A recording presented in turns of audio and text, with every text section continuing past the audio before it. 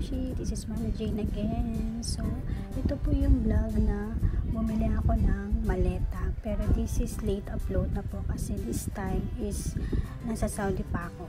So, pumunta kami dyan ng Almaman Mall para bumili rin ng bag. The previous vlog na inano ko na rin is yung bumili ako ng knapsack. So, dito pa rin yan, bumili kami ng maleta. So, 300 ang dalawa na yan. Sale na daw yan, sabi no kinakausap namin.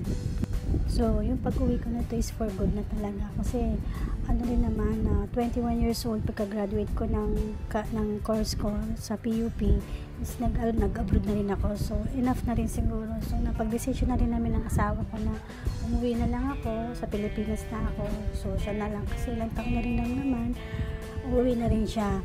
For good na rin. Pero kung naghanap-hanap pa kami ng ibang mabibila ng maleta, baka nakahanap din kami ng mas mura-mura ng konti, kaso gahol na rin kami sa time. So, binili na rin namin ito.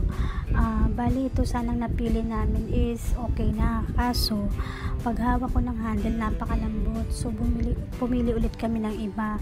Buti na lang kamo, hinawakan ko yung pinaka-handle kasi kung hindi, nako, baka isang bagsak lang sa airport wala na, sira na. So, yun lang.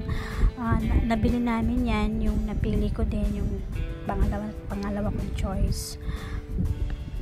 Time nga na yan, is worried din yung asawa ko kung magkakasya ba yung mga dala ko. Sabi ko naman is kasya kasi damit lang naman, chocolate, wala akong mabigat na dadalhin kasi nga is biglaan yung pag-uwi ko. Hindi ko ina-expect talaga na makaka-uwi ako kasi gusto ko pa rin naman magtrabaho, kaso nga yung sitwasyon mahirap, hindi ko ma-explain. So kaya yun na nga, nagdesisyon na lang kami dalawa na mag-asawa na uuwi na lang.